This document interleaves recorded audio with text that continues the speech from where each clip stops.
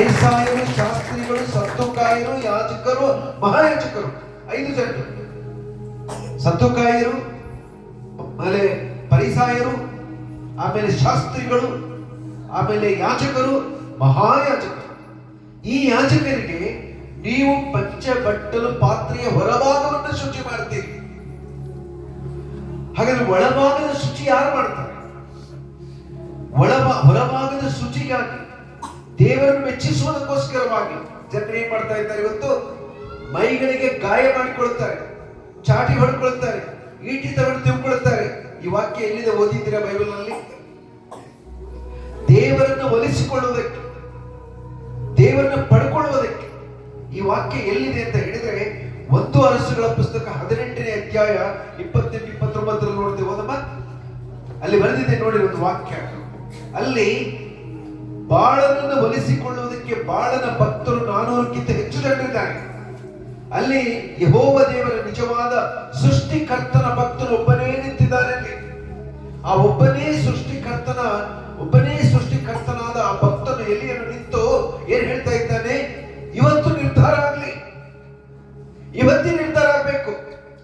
ನೀವು ಸೇವಿಸುವ ದೇವರು ನಿಜ ದೇವರಾದ್ರೆ ಆಕಾಶದ ಬೆಂಕಿಯನ್ನು ಸುರಿಸಲಿ, ಅಥವಾ ನಾನು ಸೇವಿಸುವ ದೇವರು ನಿಜವಾದ ದೇವರಾದ್ರೆ ಆಕಾಶದ ಬೆಂಕಿ ಬಿದ್ದು ಈ ಯಜ್ಞವೇದಿಯ ಮೇಲೆ ಅರ್ಪಿಸಿದ ಹೋರಿಗಳನ್ನ ಬೂದಿ ಮಾಡಬೇಕು.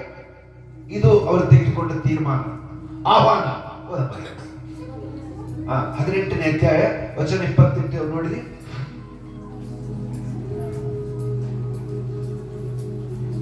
ಇಲ್ಲಿ ನಾವು ನೋಡುತ್ತೇವೆ, ಬಾಳನ ಭಕ್ತರು ಮುಂಜಾನೆಯಿಂದ ಹಿಡಿದು ಮಧ್ಯಾಹ್ನ ಸಂಜೆವರೆಗೂ ಬೊಬ್ಬೆ ಹೊಡಿತಾರೆ.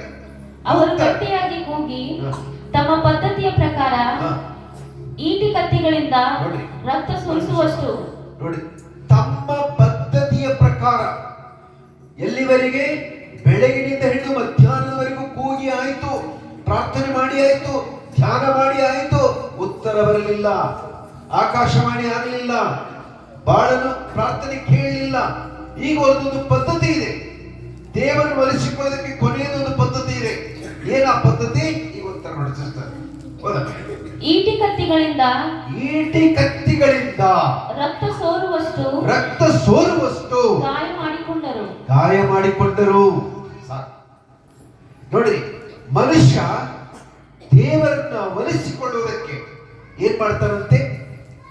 ಈಟಿ ಕತ್ತಿಗಳನ್ನು ತೆಗೆದುಕೊಂಡು ಮೈಗಳಿಗೆ ಚುಚ್ಚಿಕೊಂಡು ಗಾಯ ಮಾಡಿಸಿಕೊಂಡು ಚಾಟಿ ಹೊಡೆತ ಅಥವಾ ಚುಚ್ಚಿಕೊಳ್ಳೋದು, ಇಲ್ಲಿಗೆ ಚುಚ್ಚಿಕೊಳ್ಳೋದು, ಇದರಲ್ಲಿ ಯಾಕೆ?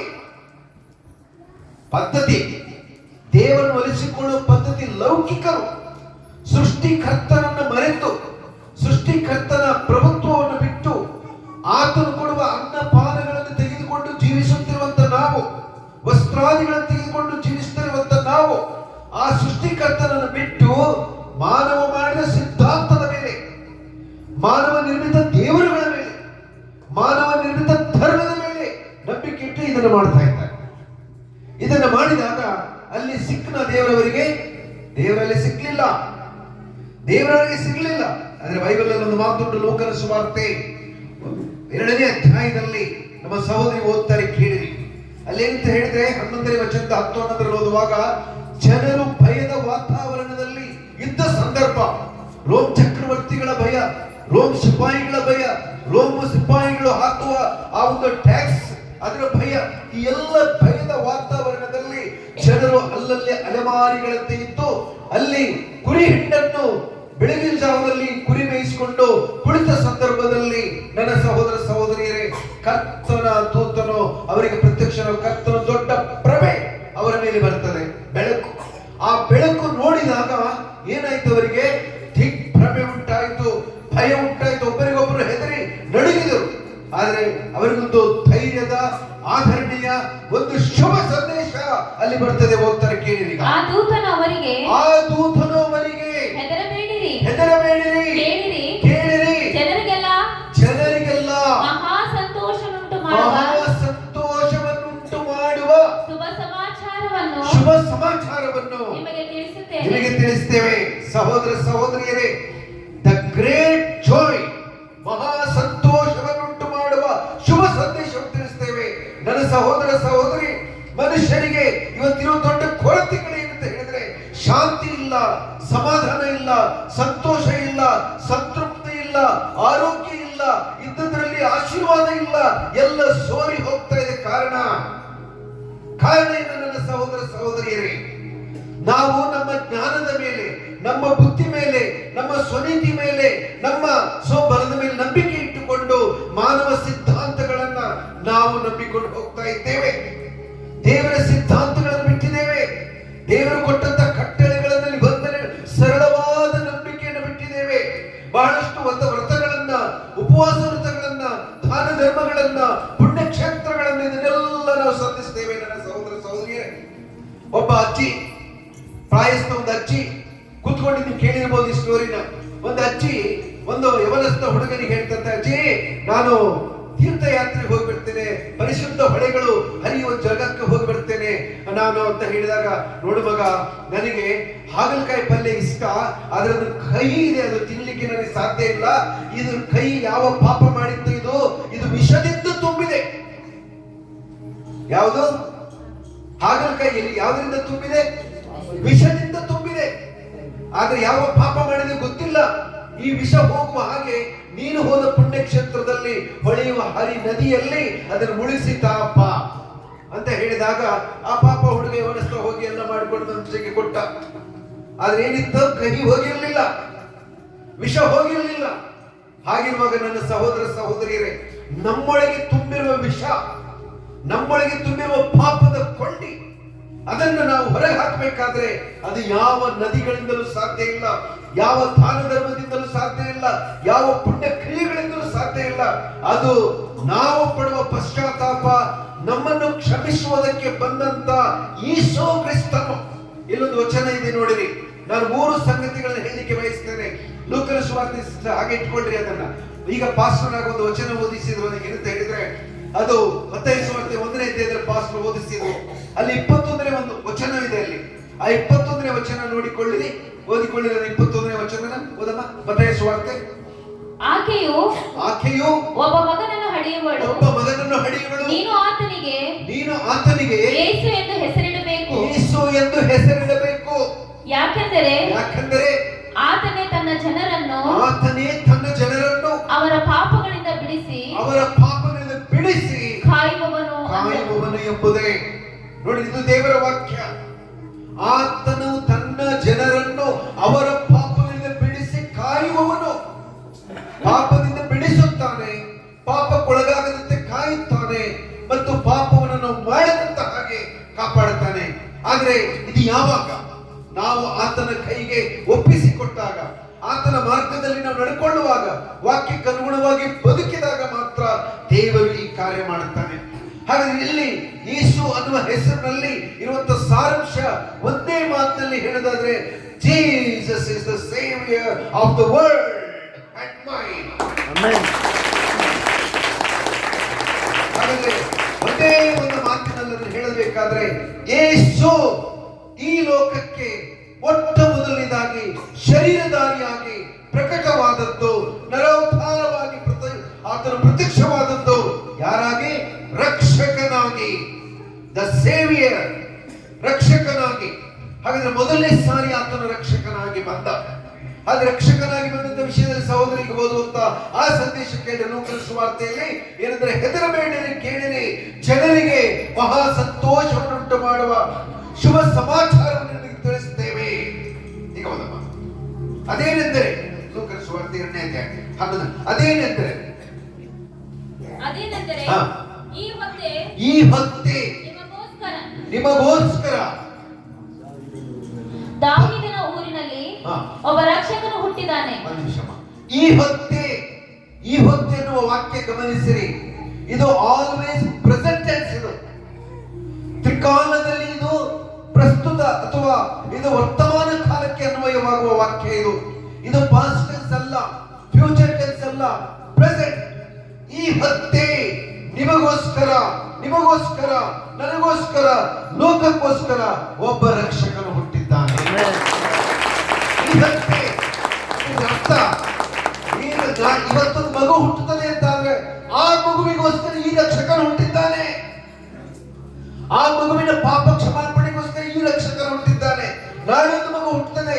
ನಾಳೆ ಅದು ಪ್ರೆಸೆಂಟ್ ಟೆನ್ಸ್ ಆ ವಾಕ್ಯ, ಈ ಹೊತ್ತೇ ನಿಮಗೋಸ್ಕರ ದಾವೀದ ಊರಿನಲ್ಲಿ ಒಬ್ಬ ರಕ್ಷಕನು ಹುಟ್ಟಿದ್ದಾನೆ. ಆತನು ಕರ್ತನಾಗಿರುವ ಕ್ರಿಸ್ತನೇ. ಕರ್ತನಾಗಿರುವ ಕ್ರಿಸ್ತನೇ.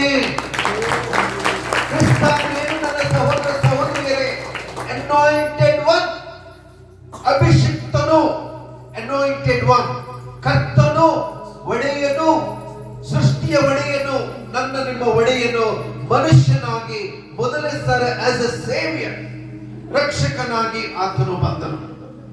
ಎರಡನೇದಾಗಿ ಇದೇ ಮತ್ತಾಯನ ಸುವಾರ್ತೆ 2ನೇ ಅಧ್ಯಾಯದಲ್ಲಿ 1-2 ವಚನದ ಓದ್ತಾ ಹೋಗುವಾಗ, ಅಲ್ಲಿ 2-3 ವಚನಕ್ಕೆ ಬರುವಾಗ, ಮೂಡಣದ ಜೋಯಿಸರು ಬರುವಾಗ, ಮೂಡಣದ ಜೋಯಿಸರು ಅವರಿಗೇನು ಪ್ರಕಟಣೆ ಸಿಕ್ಕಿತು ಗೊತ್ತಿಲ್ಲ. ದೇವರು ತನ್ನನ್ನು ಹೇಗೆ ಇಲ್ಲಿ ಪ್ರಕಟ ಮಾಡಿಕೊಳ್ತಾನೆ ಅಂತ ಹೇಳಿದ್ರೆ, ಹೆರೋದ ಅರಸನ ಮನೆಗೆ ನೇರವಾಗಿ ಬರ್ತಾರೆ. 2 ಕಾರಣಕ್ಕೋಸ್ಕರವಾಗಿ ಬರ್ತಾರೆ. ಹೆರೋದನಿಗೆ ಶುಭವಾರ್ತೆ ತಲುಪಬೇಕಿತ್ತು. ಹೆರೋದನಿಗೆ ಶುಭವಾರ್ತೆ, ಅರಸನಿಗೆ, ಉಪರಾಜನು ಅಥವಾ ರೋಮ್ ಚಕ್ರವರ್ತಿ ಕೈ ಕೆಳಗಿನ ಉಪರಾಜನು ಅಥವಾ ಸಾಮಂತನಾಗಿರುವಂತ ಈ ಹೆರೋದನಿಗೆ ಶುಭವಾರ್ತೆಯನ್ನು ತಂದದ್ದು ಯಾರು ಗೊತ್ತಾ ನನ್ನ ಸಹೋದರ ಸಹೋದರಿಯರೇ? ಅವನ ಮನೆಗೆ ತಂದದ್ದು ಸುವಾರ್ತೆನ ಯಾರು? ನಕ್ಷತ್ರ. ನಕ್ಷತ್ರ ಅರಸನ ಮನೆಗೆ ಬಂತು. ಯೇಸು ಇದ್ದಲ್ಲಿಗೆ ಹೋಗ್ಲಿಲ್ಲ. ಯೇಸು ಹುಟ್ಟಿದ ಜಾಗಕ್ಕೆ ನಕ್ಷತ್ರ ಹೋಗ್ಲಿಲ್ಲ ನಡೆಸಿಕೊಂಡು. ಯಾರನ್ನ? ಮೂಡಣದ ಜೋಯಿಸರನ್ನ, ವೈಸ್ ಮ್ಯಾನ್. ಆ ವೈಸ್ ಮ್ಯಾನ್ಗಳು ಜ್ಞಾನಿಗಳು, ಅವರು ಖಗೋಳ ತಜ್ಞರು. ಯಾವ ತಜ್ಞರು? ಖಗೋಳ, ಅಸ್ಟ್ರಾಲಜಿಸ್ಟ್. ಅಸ್ಟ್ರಾಲಜಿಸ್ಟ್ ಅಂದ್ರೆ ನಕ್ಷತ್ರಗಳ ಅಧ್ಯಯನ ಮಾಡುವವರು, ನಕ್ಷತ್ರಗಳ ಆಕಾಶ ಕಾಯಗಳನ್ನು ಅಧ್ಯಯನ ಮಾಡುವವರು. ಆಕಾಶ ಕಾಯಗಳನ್ನು ಅಧ್ಯಯನ ಮಾಡಿದಾಗ ಅವರಿಗೊಂದು ನಕ್ಷತ್ರ ಕಂಡು ಬಂತು. ಅದು ವಿಶೇಷವಾದ ನಕ್ಷತ್ರ ಅವರಿಗೆ ಖಂಡಿಸಿತು. ಅವರೆಂದು ಕಂಡರಿಯದ ಕೇಳರಿಯದ ನಕ್ಷತ್ರ ಅಲ್ಲಿ ಕಂಡಿದೆ. ಈ ನಕ್ಷತ್ರದ ಬಗ್ಗೆ ನಮ್ಮ ನ್ಯಾಯ ಪ್ರಮಾಣದಲ್ಲಿ ಹೇಳಲ್ಪಟ್ಟಿದೆ. ಈ ನಕ್ಷತ್ರದ ಬಗ್ಗೆ ನ್ಯಾಯ ಪ್ರಮಾಣದಲ್ಲಿ ಹರವಣಿಕೆಯಲ್ಲಿ ಇದರಲ್ಲಿ ಅಂತ ಹೇಳಿದ್ರೆ ಅರಣ್ಯಕಾಂಡ ಗ್ರಂಥದಲ್ಲಿ ಹೇಳುತ್ತದೆ, ನಾನು ಇಸ್ರಾಯೇಲ್ ಕುಲದಲ್ಲಿ ಒಬ್ಬನನ್ನು ನೋಡ್ತಾ ಇದ್ದೇನೆ, ನಕ್ಷತ್ರ ಪ್ರಾಯದವನು ದೂರ ದೂರದಲ್ಲಿ ಹತ್ತಿರದಲ್ಲಿ ಅಲ್ಲ.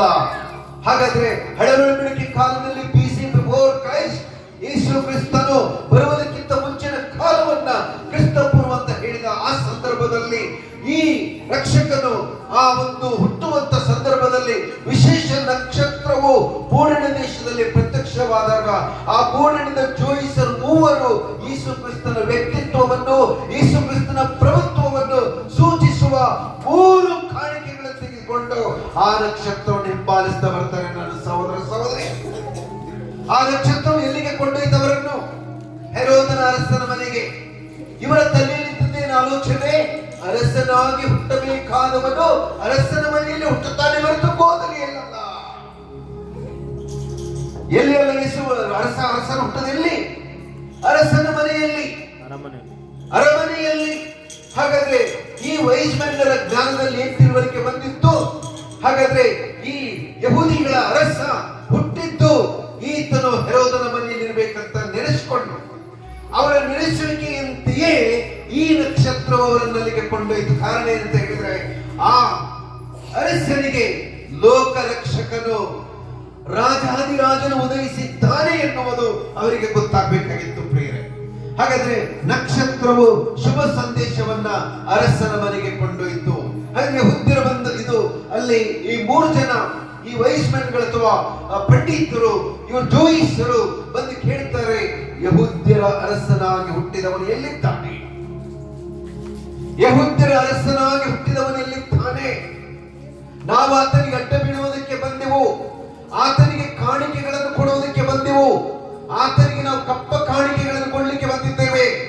ಆರಾಧನೆ ಪ್ರಿಯ ಸಹೋದರ ಸಹೋದರಿಯರೇ, ಯಾವುದಾದ್ರೂ ಒಂದು ಮಗುವಿಗೆ ಹಿರಿಯರು ಕಿರಿಯರು ಅಡ್ಡ ಬಿದ್ದು ಆರಾಧಿಸಿದ್ದನ್ನ ಪ್ರಪಂಚದಲ್ಲಿ ನೋಡಿದ್ದೀರಾ?